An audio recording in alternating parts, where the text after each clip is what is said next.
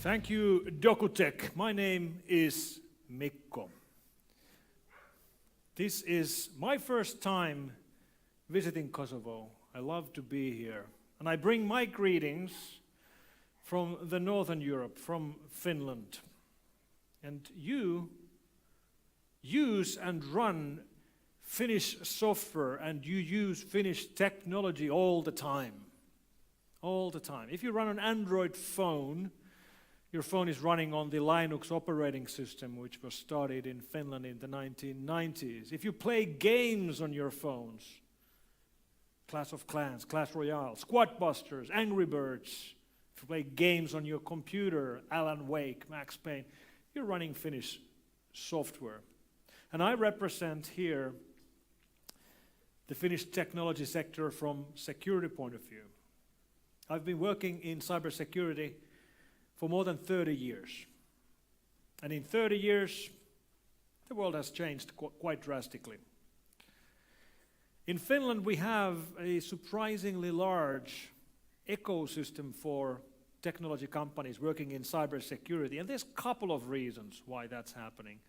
But I think the most important reason is that Finland has a big neighbor. We have 1,350 kilometers of border with the Russians. And that means that we've always been interested in real-world security, but also in cybersecurity. And throughout the years that I've been analyzing malware and decoding online attacks, fighting denial-of-service attacks, or tracking online criminals, we've always kept a close eye on the attacks coming from Russian organized cybercrime gangs, as well as from the Russian government. If there's one thing I've learned over these decades that I have worked in technology, it's the fact that nothing changes our society as much and as quickly as technology. If you want to change the world, the best way to change the world is through technology. And this is just getting bigger and faster. The cycles are becoming more frequent and the revolutions happen faster. Think about electricity. Now we think that electricity and electric power and electric grids have been around forever, but they actually haven't been around forever. Most European cities got their first electric grid 150 years ago. 150 years, well, it's a long time, but it's just a couple of generations. And during that time, electricity has become completely mandatory. We couldn't run our societies without electricity. So when an innovation is good enough, big enough, important enough, eventually it becomes mandatory. We can't operate without the innovation anymore. And that is exactly what's happening right now with connectivity, with the internet. It already starts to feel like the internet has been around forever, but it hasn't. The web revolution really started 30 years ago. I set up the first website for our company in April 1994. We were website number 17 in Finland. There were 16 websites before, so it was just about to start. And during those 30 years, connectivity has become, or started to become, almost as important as electricity. Almost, but not exactly as important. What I mean is that if electricity would have gone out 5 minutes ago, if we would have a power cut, you would all know that we have a power cut. We would be sitting in a dark room with no slides and all that. If we would have had a connectivity cut, no internet, since 5 minutes ago, you probably wouldn't know. Some of you might be trying to update WhatsApp on your phone and it wouldn't work. But by and large, the lights would be on, the trams would be running on the streets, planes would be taking off from the Pristina International Airport without internet. Certainly, we wouldn't be selling any plane tickets without the internet. But, by and large, our society would carry on working today in 2024. But what about 10 years from now or 20 years from now? We're slowly but surely building a society which is reliant on both electricity and connectivity working. So is that a bad idea? Are we stupid? Should we be doing something different? Well, no, probably not. I think this is the right decision. Just like I think we would all agree that our great-great-grandfathers and mothers made the right decision by embracing electricity 150 years ago, we are making the right decision by taking our societies online today. But we should understand the responsibility of our decisions. We really are making certain technologies mandatory, so mandatory that our societies will not be able to operate without it. Internet is becoming mandatory. That's exactly what's happening. Eventually it will be so ingrained into all of our technologies that one day internet outage, a cut in connectivity, is going to cut power. Right now it's the other way around. Right now if we lose power, well, routers don't work without electricity, so we will lose internet. What I'm saying is the other way around. One day, mark my words, one day when we have a connectivity cut, that's going to cause a blackout. And when it happens, then you can remember that, yeah, Mikko called it. And if it never happens, never mind. So what's the next big revolution? Well, we are dead center in the middle of the next revolution. You know what it is. It's artificial intelligence. More precisely, it's generative artificial intelligence. And I remember the first time I read about artificial intelligence. It was in April 1983. I was 13 years old. I had this technical popular science magazine that I was reading, and it had an 8-page article about artificial brains and about artificial knowledge and computers which know. You know, in Finnish, the word for computer is tietokone. That's 2 words. Most languages, the word for computer comes from Latin, and typically it's from computare. That's Latin for calculation.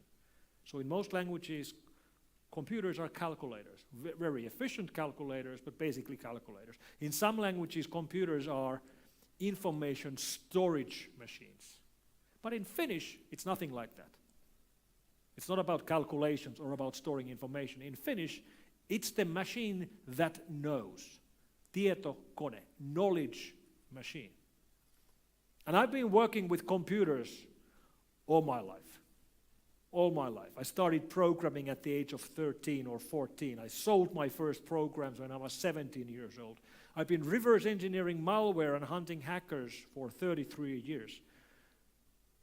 And throughout my life, computers have known nothing.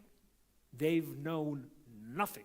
They've done exactly what you tell them to do, and that's it. They do exactly what they've been programmed to do. They have not been knowledge machines until now. This changed 2 years ago. And this was exactly what they were forecasting in this popular science magazine in 1983. So we've been waiting for the revolution of artificial intelligence for decades. Decade after decade, we went through AI winters and falls and springs, but now, right now, it's the hottest summer in artificial intelligence in history. There's more projects, new products, new protocols coming out all the time. Even if you try to keep up with all the developments in generative AI, you cannot keep up. It's very exciting, also a little bit scary at the same time. But why did it take so long? Why did we have to wait all these decades? Well, the popular science magazine from 1983 that I read was printed on paper. all the information, the mankind's knowledge in 1980s was on paper, in books, in magazines, in newspapers, in binders. You cannot use paper to teach machines. We had to convert all of mankind's knowledge, all of mankind's information, everything we have ever published in any language, we had to convert all of that from paper to data. And we have done it. My friends, we've done it. It's all digital today. The mankind's combined knowledge is now data. All the new information we publish is natively data.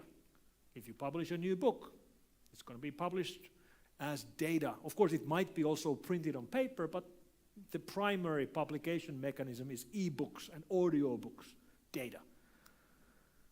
All the old information has been digitized as well. All the old books have been digitized. In fact, that 1983 magazine is available online today as a PDF. Mankind's knowledge has been turned into bits, and we can feed bits into computers. Can't feed paper into computers, but we can feed bits, and we have it all now. Everything we've ever came up, everything we've ever documented or written, every research paper, every book, in all languages, can be fed into computers. Because not only we've converted it all into bits, we also today have the storage space to store this all. And this would have been unbelievable in 1980s, that you couldn't possibly have a full library of books converted into data and actually store it. It wouldn't fit on a floppy. And those of you who don't know what a floppy is, this is how we used to store information. Yeah, here we go. Thank you.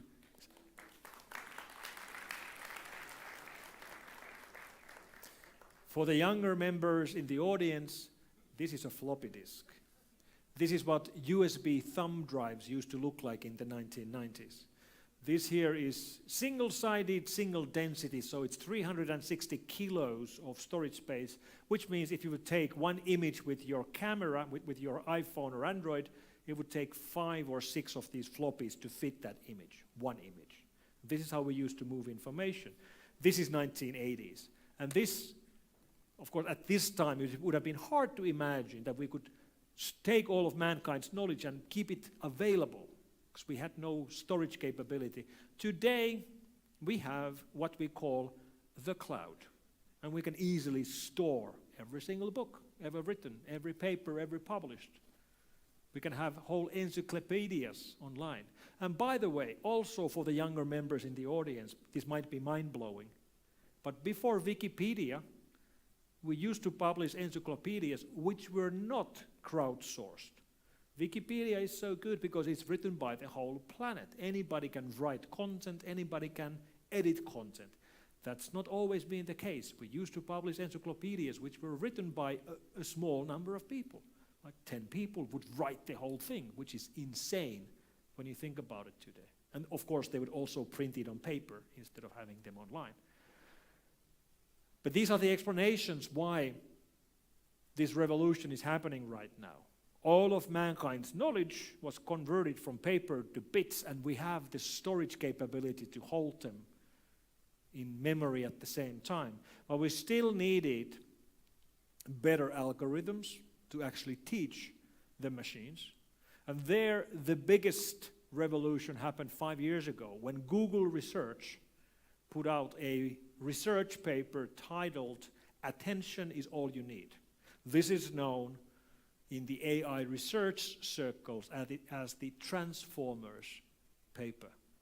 And what it did was that it gave a longer attention span to machine learning algorithms. Before this research, when you would feed information to algorithms, they would forget the context, or they would understand a couple of pages and then somehow misconstruct what happened before that. With this new research, you could take a whole book and feed it into a machine learning system, and it would understand the book as a whole, as a concept, as one single entity. It would have the attention span to start to learn. And then the last piece of the puzzle is computing power. computing power that we have at our disposal today is insane. The fastest supercomputer in the world right now is in the United States. The second fastest is in Tokyo, Japan. The third fastest supercomputer in the world is in the city of Kajaani in northern Finland. It's called Lumi, which is snow in Finnish. And I don't know if you've ever seen a supercomputer, but they're roughly the size of this room. A computer that's this large. Massively large systems which come with their own power generators and generate massive amounts of heat. How much? So much that the whole city of Kajaani is heated with this supercomputer that's operating in the center of the town. That's how much they generate. That's what supercomputers look like. All right? So let's think back 20 years. The fastest supercomputers in the world in 2004. You take the computing capability of the fastest supercomputer in the world in 2004 and it would be slower than this. Which means every single one of you is walking around here with a supercomputer in your pocket. Every single one of you has a supercomputer in your pocket. This would have been the fastest supercomputer in the world just 20 years ago. Isn't this insane? And everybody has one, and it costs a couple of €100. And it doesn't need a power generator. It runs on a battery. The world is changing very fast, and this was the missing piece of the puzzle for generative AI. Computing power. The biggest shift in computing power for machine learning was the shift from CPUs to GPUs. From central processing units to graphical processing units. Basically from Intel to NVIDIA. Traditional machine learning algorithms using CPUs would teach things one at a time. This thing, that thing, this thing, that thing, this thing. Parallel computing with systems like NVIDIA's GPUs teach multiple systems at the same time, multiple things. Learn all this. Here we go. And with these new technologies where we do parallel computing, we can bypass the Moore's law, which certainly seemed to be reaching its end. We couldn't fit more transistors on silicon to make these processors faster forever. And the methods they use to build these GPUs that are being used by the largest artificial intelligence companies in the world, they are like magic. NVIDIA H100, the GPU card, I have one actually, it's roughly this sized, weighs maybe 2 kilos, costs 50,000, actually a little less than that, maybe 45,000 euros. And there's an 18-month queue to get one of them. That's what has really changed the way companies like OpenAI or Anthropic or Perplexity or Google or Microsoft teach generative AI algorithms. And the manufacture of those NVIDIA H100s, it's like magic. They're using 3 nanometer technology. 3 nanometer technology means that you draw a diagram of the GPU, basically a map. Here's transistors, here's lines connecting the transistors. And then you shrink it to a tiny stamp-sized thing and you burn it to a silicon die using lasers. That's how you build CPUs and GPUs. We've been doing this for quite a while. But the trick here is that 3 nanometer technology is very hard to burn on a silicon chip. Because 3 nanometers means that there's 3 nanometers between the lines on the drawing. 3 nanometers is tiny. One human hair is 100,000 nanometers. We're speaking about microscopic things. And the problem is that you cannot burn these drawings to silicon die because light doesn't go through. The wavelength of light is, well, the shortest is 193 nanometers. And if you have drawings with the openings of 3 nanometers, you try to shine light through it and you get nothing. So you have to come up with tricks, magic.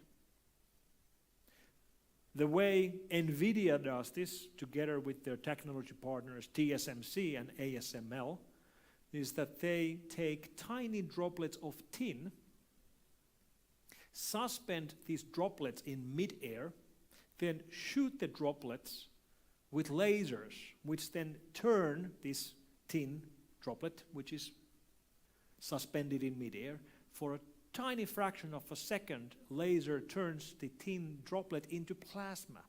And then they use that mid-air suspended plasma droplet as a lens to shoot powerful lasers through the lens, which will then compress the wavelength narrow enough that it just barely fits through these 3 nanometer openings, and you can use it to burn these drawings onto silicon die. And if that's not insane enough, they do this 50,000 times a second. This is the hardest thing to do in the world. This is the hardest thing to do in the world. It's so hard to do, there's only one factory in the world which can do this. It would be easier to put a man on the moon than to build one of these GPUs. This is why companies like ASML, TSMC, and NVIDIA are in the middle of the hype cycle for AI right now. NVIDIA is the world's 3rd largest company now, just behind Microsoft and Apple in market valuations, because they do the hardest thing in the world with their technology partners. So how many of these GPUs are used by companies like OpenAI or by Meta or Microsoft? Hundreds of thousands. They cost tens of thousands of euros each, and these companies have hundreds of thousands of them in their data centers. They invest billions, sometimes tens of billions of euros to buy these systems. Each of which, by the way, uses 700 watts of power, which is the same power consumption as your vacuum cleaner. So, for example, Microsoft has something like 150,000 vacuum cleaners running 24/7 just to teach these generative AI systems. There's a very real environmental cost for generative AI as well. But the end result is that we can take all the books released in any language, feed them through these systems, and they will pick up the language. That's why they speak Albanian language, or Finnish language, or French, or German, or Perl, or Python, or Rust. Because everything in GitHub has been fed to these machines as well. They speak all human languages and all programming languages. No one has taught them to speak any of these languages. They picked it up automatically because they had so much learning material, and they read through it all. You give them every book for the last 900 years, and they read through everything. That's what we've been able to build. And this word, generative AI, sounds complex and confusing. It really isn't. Generative AI means that it can generate. You show it content, and it generates content. You show it text, it can generate text. You show text in German, it generates German text. You show it pictures, it generates pictures. You show it faces, it generates faces. You play music to it, and it can make music. You show movies to it, it can make movies. It generates. That's all it is. Now, I don't need to tell you how useful the systems we already have, already today, are. I use large language models all the time. I use them to save my time. I have to read through a large white paper, maybe in a language that I don't understand very well. Just last week I had an Italian white paper for cybersecurity research. So I fed it into Claude from Anthropic. It read through the white paper, which was 90 pages, in 10 seconds.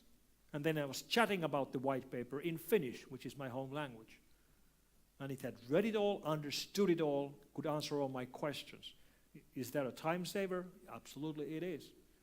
Would I trust everything it says about the paper? Would I use that further without double checking? No, probably I wouldn't. I would probably double check anything I would, build upon on the research. but absolutely they are massive time savers. And it's also a little bit unnerving how good generative AI is becoming in art. Computers have been better than humans in many things for a very long time. Computers have beaten humans in calculations already in 1960s. They beat us in memory capability in 1980s. So we've always thought that, they can beat us in certain things. Computers are better in chess than humans. But we used to think that art is something that we will always be better at. And turns out we're not. I don't like this, but I'm quite convinced that computers will be better in art than humans. Drawings, paintings, poems, music, movies. I'll repeat, I don't like this. In fact, I hate this. But I'm also quite convinced it's going to happen. Maybe not right now, but in the long run it will. And when I say better poems, I really concretely mean exactly that. I do believe computers will be better poets than human poets. Better in the sense that if we would be given a selection of the best poems written by humans and selection of the best poems written by AI systems, we would all agree, everybody in this room would agree that the poems made by the AI are much better, much deeper, have more meaning, touch me in better ways than these poems made by humans. That's what I mean, like absolutely better by any measure. And I repeat for the third time, I hate this. I don't like this. But this is exactly the direction where we're going. Many of you have played around or maybe heard results from current generation AI music systems like Udio or Suno. A year ago, I was playing around with Music LM from Google, which made music with generative AI systems. A very simple elevator kind of music. No singing, nothing like that. Background music, pretty okay. Nothing groundbreaking, but interesting. You play around today with Suno and Udio, and it will make music in any style. Tango, death metal, gangster rap, catchy pop. It will compose a song, arrange it, play it, write lyrics in any language, and then sing it in any language. And the end results are stuff that you could be hearing from the radio. In fact, most likely you will be hearing these from radio. I made a forecast 2 months ago that during this year we will have a top 40 hit, worldwide hit, straight out of one of these generators, which then brings the question, who's going to get the royalties? I don't have an answer for that. And the most weird thing about these songs that you can make with the current generation of music generators is that if I ask for a catchy song, it's composing songs that I listen to a couple of times, and then 2 or 3 weeks later, I'm driving a car and I'm humming a song. I wonder which song is this? Then I realize it's the song from the machine, because I asked for a catchy song, and it's listened to 500,000 songs, and it knows what we humans find catchy. It knows how to make an earworm. And they really work. This has happened to me multiple times with multiple different songs I've generated with these generators. I find myself that I can't get rid of the songs. They're ingrained. And think how much this is still going to evolve. This is the very beginning. This just started. Imagine how good these systems will be in 2 years, 20 years.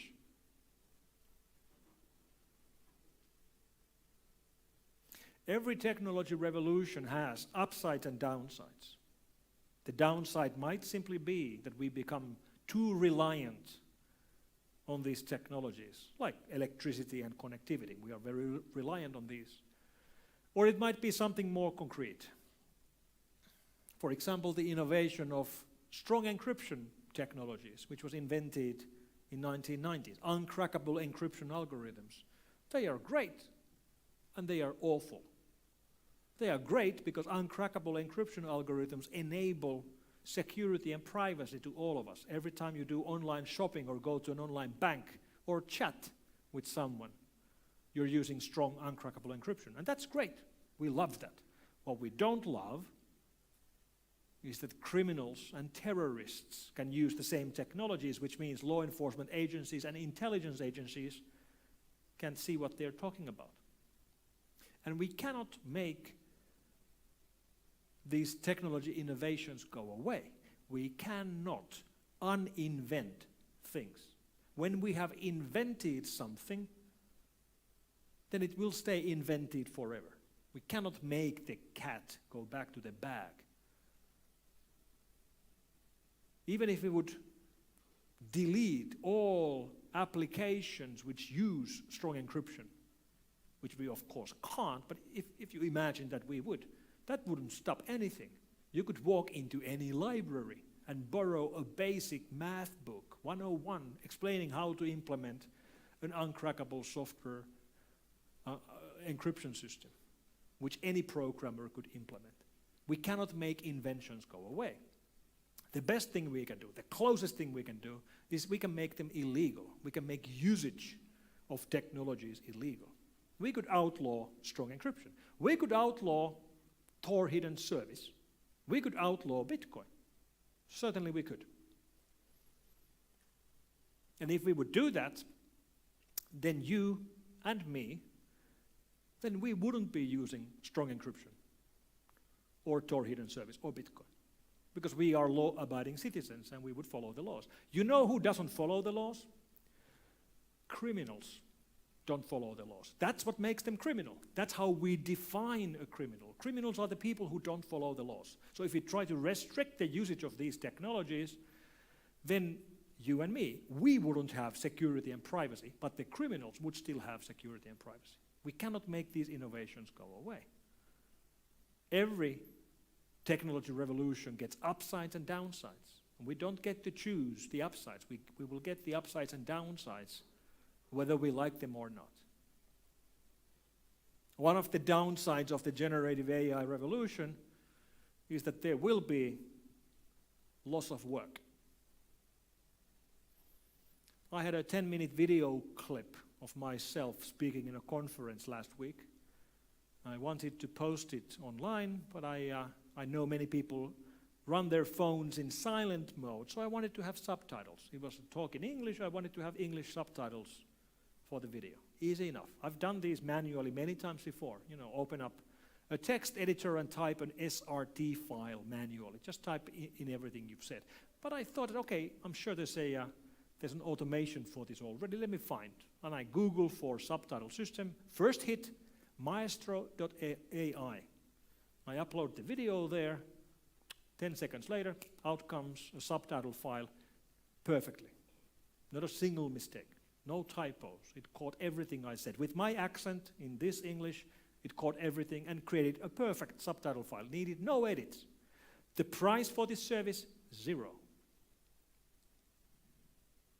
Right now, there are people writing subtitles for a living, working for TV stations and movie houses and all that.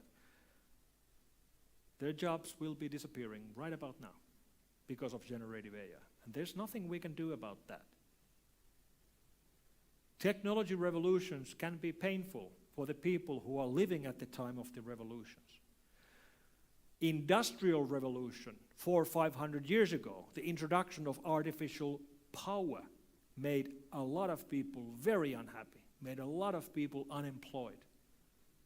That was the innovation of artificial power, because before that, all the power we had came from muscles, either human muscles or animal muscles. If you needed to move bricks around as you were building a house, you needed a lot of men and maybe horses. Then we invented the steam engine, then the electrical engine, and suddenly a lot of people who were carrying bricks were out of a job. And of course now, hundreds of years later, we would all agree that that was great. We're very happy we had industrial revolution. We're very happy that we can now build houses and bridges and skyscrapers without using muscles. But that doesn't make, or it doesn't help the people who were suffering at the time, who lost their jobs because of this. So in the long run, these technology revolutions typically turn out fine, and the end results are great, but at the time of the revolution, it can be painful. However, we also have a tendency of overestimating the speed of these revolutions and underestimating the size of these revolutions. When the internet started to become a thing in the 1990s, I set up the first website for our company in 1994. By 1999, there was a massive hype cycle going around about this internet. Internet is coming and it's going to change everything. End result, huge bubble of oversized expectations and a huge bubble in the valuations of internet companies. Reminds me quite a bit about what's happening right now with artificial intelligence. You look at the stock valuations of any company which has anything to do with AI, and they are massively overvalued. And the promises that were given to people in 1999 about this upcoming internet revolution were promises like, one day we will all be doing shopping online. Or, one day we will all be watching movies online. And of course, that's exactly what happened. But it didn't happen in 1999 or 2000 or 2001. It took 7, 8, 9 years longer. But then when it did happen, the revolution was much bigger than what anybody was expecting. In 1999 or in the 1990s, nobody was expecting that the main way for us to use the internet is going to be a thing in our pocket. So these revolutions turn out to be quite different and larger, but it typically takes a little bit longer. And I believe that's what's going to happen with the AI revolution as well.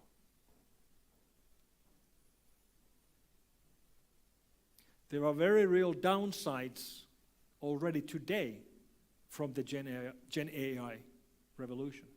Upsides are pretty clear, but downsides also, including things like deepfakes.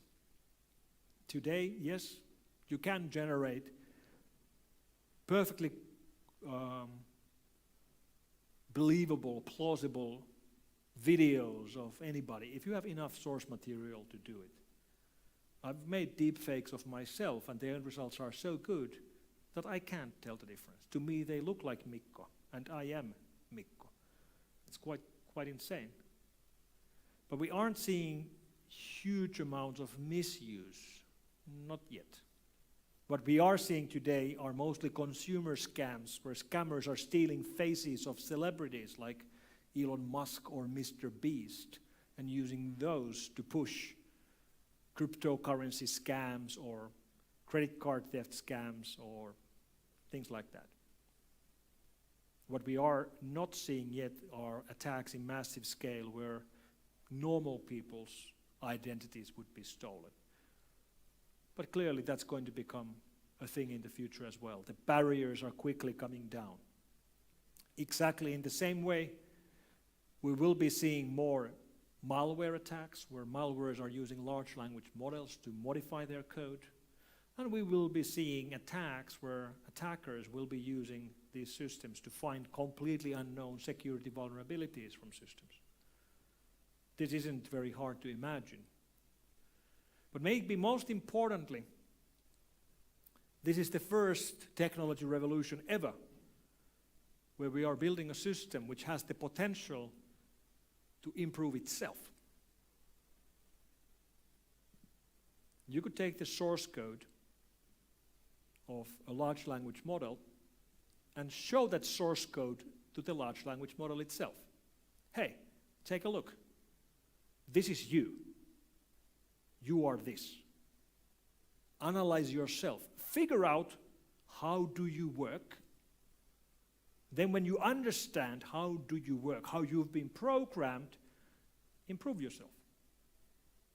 Even a small improvement is enough. Maybe in speed, maybe in scale, maybe in performance. And then when you've done the improvement, great, compile the source code, run the code, and give the new and improved version of yourself the source code and tell it that, hey, this is you. You are this.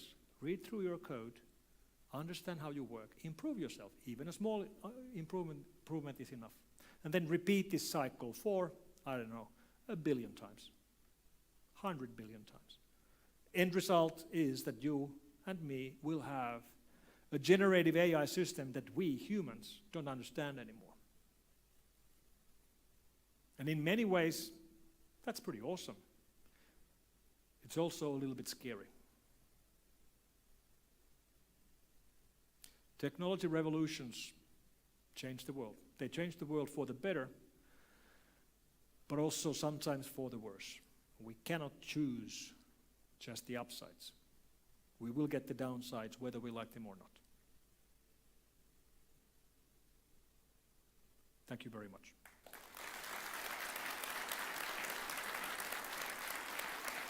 Thank you.